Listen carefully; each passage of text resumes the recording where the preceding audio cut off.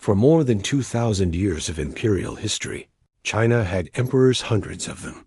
Warlords, reformers, tyrants, philosophers. But only one woman ever ruled. China as emperor, not empress, not regent. Her name was Wu Zetian. To some, she was a visionary who strengthened the empire. To others, she was a ruthless manipulator who climbed over corpses to reach the throne. The truth is darker and far more fascinating. Wu Zetian was born in 624 AD, during the early years of the Tang Dynasty. Unlike most women of her time, she was well educated. She could read, write, and debate, skills normally reserved for men. As a teenager, she entered the imperial palace as a concubine of Emperor Taizong. In theory, concubines were disposable. In reality, they were surrounded by power. Wu watched everything. She learned how the palace worked, who whispered to whom, who held real influence, and how quickly favor could turn to death. When Emperor Taizong died, tradition demanded that his concubines be sent to a Buddhist convent for life. Wu Zetian's story should have ended there. It didn't. Taizong's son, Emperor Gaozong, had noticed Wu years earlier. He arranged for her return to the palace, now as his concubine. This was scandalous, but Wu knew how to survive scandal. She quickly became Gaozong's favorite, outmaneuvering rival concubines and earning his complete trust. Then came the turning point. Wu's infant daughter died suddenly. Wu accused the reigning empress of murdering the child out of jealousy. Whether the accusation was true, or whether Wu sacrificed her own daughter, remains one of history's darkest mysteries. What mattered was the outcome. The empress was deposed. Wu Zetian was crowned Empress of China. Part 3.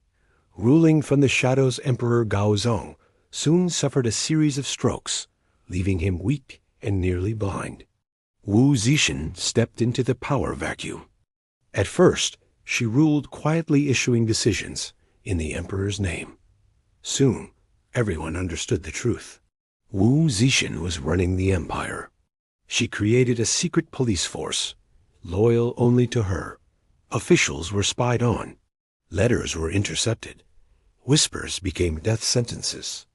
Those accused of disloyalty were exiled, executed, or erased from history entirely. Members of the imperial family were not spared. Wu had rivals poisoned, former empresses strangled. Even her own children were exiled or killed when they threatened her authority. This was not chaos. This was control. When Emperor Gaozong finally died in 683, Wu Zetian placed her sons on the throne, one after another. But they were emperors in name only. Wu ruled as regent, dismissing emperors who showed independence and replacing them with more obedient sons. The court feared her. The bureaucracy obeyed her. The military stayed loyal. By 690 AD, Wu no longer needed a mask. Her final son voluntarily abdicated. Wu Zetian proclaimed a new dynasty, the Zhou Dynasty, and crowned herself emperor. Not empress, emperor, the only woman in Chinese history to ever do so. Here's where history becomes uncomfortable. Despite her brutality, Wu Zetian's reign was effective. She expanded the civil service examination system, allowing talented scholars, not just aristocrats, to rise in government. She promoted Buddhism, weakening the power of old noble families. She improved the status of women, allowing them greater influence in inheritance and court life. Under her rule, China experienced political stability, economic growth, cultural flourishing. Poetry, philosophy, and scholarship thrived.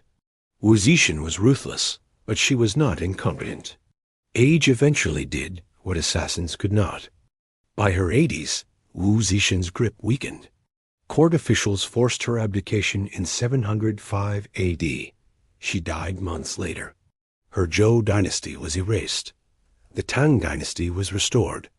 Official historians loyal to Confucian patriarchy painted her as a monster, a woman who ruled like a man, and therefore must be remembered as a villain. Conclusion: how should we remember Wu Zetian? Wu Zetian rose from concubine to emperor in a world designed to crush women. She lied, she killed, she ruled with fear. But she also strengthened China and reshaped its institutions for centuries. Wu Zetian was not a hero. She was not a villain. She was power itself, unapologetic, intelligent, and terrifying. And history never forgot her. Please like, subscribe, and share for more informative videos.